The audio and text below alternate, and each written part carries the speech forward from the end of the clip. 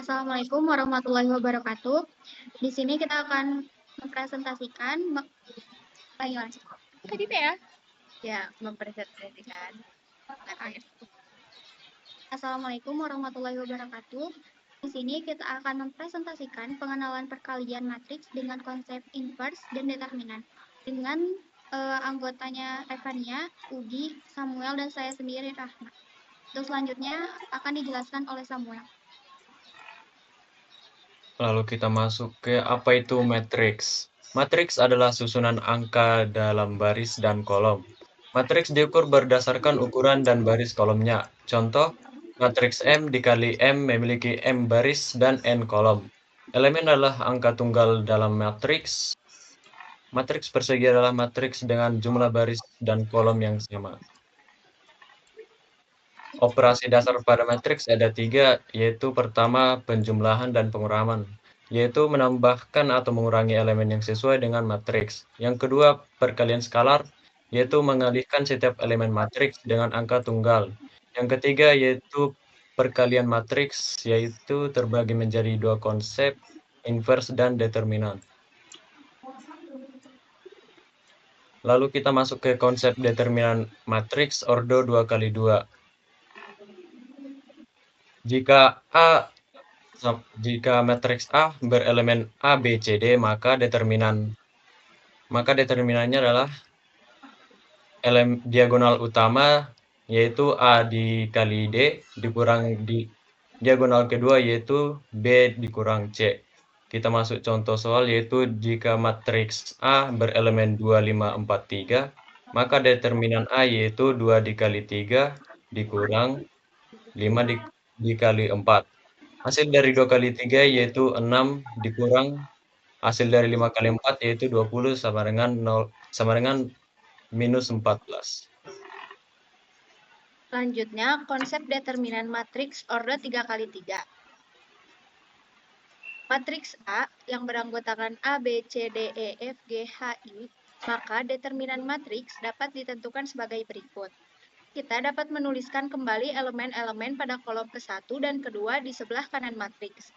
Kemudian kita tarik garis putus-putus, kalikan elemen-elemen yang terkena garis putus-putus tersebut. Contohnya, tentukan determinan dari A 4, 28, 215, 324. Maka determinan A sama dengan 4 kali 1 kali 4 ditambah 2 kali 5 dikali 3 ditambah 8 kali 2 dikali 2 dikurangi 8 dikali 1 kali 3 dikurangi 4 dikali 5 dikali 2 dan dikurangi 2 kali 2 kali 4. Maka hasilnya adalah negatif 2. Selanjutnya adalah konsep inverse matriks order 2x2. Misal A sama dengan A, B, C, D dengan syarat A yang dikalikan dengan minus 1. Jadinya seperti ini. A pangkat min 1 sama dengan 1 per A kali D kurang B kali C dikali D min B min C dan kali A sama dengan 1 per determinan A kali D min B min C dan kali A. Contohnya yaitu A sama dengan 4172, di mana ketika A pangkat min 1 sama dengan 1 per 4 kali 2 dikurang 1 kali 7 dikali 2 min 1, min 7, dan 4. Hasilnya yaitu 1 per 8 kurang 7 yaitu 1 dikali 2 min 1 min 7 dan 4. Maka hasilnya 2 min 1 min 7 dan 4. Selanjutnya sini.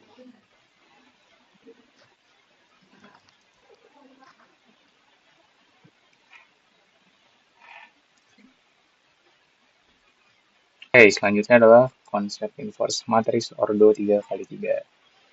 Di sini jika kita punya matriks persegi A berordo 3x3, maka inverse dari A yaitu A pangkat 1 atau bisa disebut juga A inverse, bisa dihitung dengan rumus A inverse sama dengan 1 per determinan A dikali AJN A. Dengan syarat A determinan tidak sama dengan 0. Artinya matriks harus berdeterminan tidak 0, A inverse-nya ada. Untuk langkah-langkahnya yaitu ubah dahulu matriks menjadi determinan A, kemudian tentukan ajoin matriksnya dengan mencari kofaktor matriks A tersebut. Jadi di sini dilihat bahwa A inverse sama dengan 1/determinan A dikali ajoin A. Di sini jika semisal A inverse dari rumus itu diimplementasikan, yaitu A inverse sama dengan 1/Z dikali anggota bilangan matriks J, min M, P, min K, N, min Q, L, min O, dan R. Maka hasilnya adalah semua anggota bilangan matriks itu mendapatkan pembilang Z.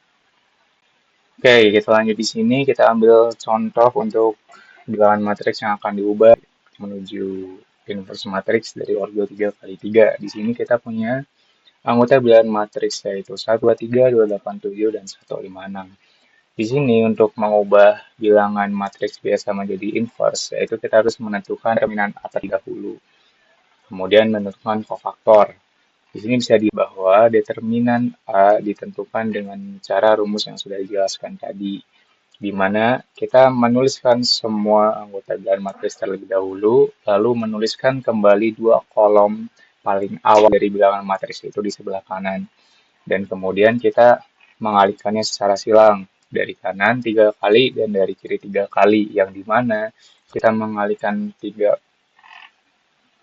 kali ke kanan itu ditambah dan kalau ke kiri itu dikurang. Di sini kita mendapatkan hasil 9. Lalu kita masuk ke kofaktor dengan rumus min 1 pangkat I plus J M I plus J kemudian dikali M IJ. Di sini M yang dimaksud adalah M ini akan dihilangkan. Jadi misal di sini ada M11, maka itu maksudnya adalah baris 1 dan kolom 1. Bisa dilihat di sini bahwa A anggota barisannya adalah 123 dan kolom 1 itu 121. Di sini karena ini M11, maka baris pertama dan kolom pertama dihilangkan. Jadi hanya tersisa 8, 7, 5, 6 seperti yang saya lihat di sini. Sisanya itu sama menggunakan rumus itu juga. Dan kita bisa lihat di sini hasilnya segini. Perlu diingat yang tadi itu M11. Kalau yang ini M12 yang berarti 1 itu baris pertama dan 2-nya itu kolom kedua. Makanya di sini jadi 2716, 2716. Dan kenapa ini negatif? Karena sudah dijelaskan di rumus yang tadi awal. Maka dari itu hasilnya adalah sekian ya, yang bisa dilihat sendiri 13, min 5, 2, 3, 3, min 3, min 10, min 1, 4.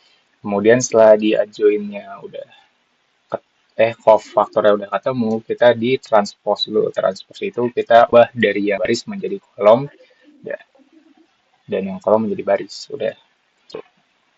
Jadi hasilnya di sini adalah setelah ditranspose jadi 13 3 min 10 min 5 3 min 1 2 min 3 4. Nah, kalau udah langsung aja kita masukin ke rumus A inverse seperti bisa dilihat di sini. Selanjutnya hubungan antara determinan dan matriks inverse. Mana di sini determinan sama dengan 0 itu berarti tidak inverse karena di awal juga sudah ada syarat bahwa kalau determinnya tidak sama dengan 0 itu baru bisa di inverse. Lalu yang kedua inverse dihitung gunakan determinan, oke. Lalu yang ketiga rumus inverse ada matriks 2 kali 2 dan yang tadi ada 3 kali 3 untuk ordonya. Jika determinan suatu matriks adalah 0, maka matriks tersebut tidak memiliki inverse. Inverse matriks dihitung menggunakan determinan untuk matriks 3 kali 3. Next. Selanjutnya adalah penggunaan matriks dalam kehidupan sehari-hari. Contohnya ada pemrosesan gambar, piksel dalam gambar digital direpresentasikan sebagai matriks. Ini memudahkan manipulasi dan analisis gambar. Kedua ada AI dan machine learning. Matriks digunakan dalam model prediksi dan analisis data. Ini memungkinkan algoritma untuk belajar dari data. Ketiga ada ekonomi dan fisika.